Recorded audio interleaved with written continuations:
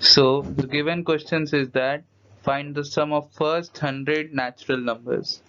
So first of all, we can see what natural numbers are. Natural numbers are those numbers which start from 1 and continues till infinity. So we have to find only till first 100 natural numbers, and we know a general formula which is Sn equal to n into n plus 1 upon 2, where n is the given set of numbers.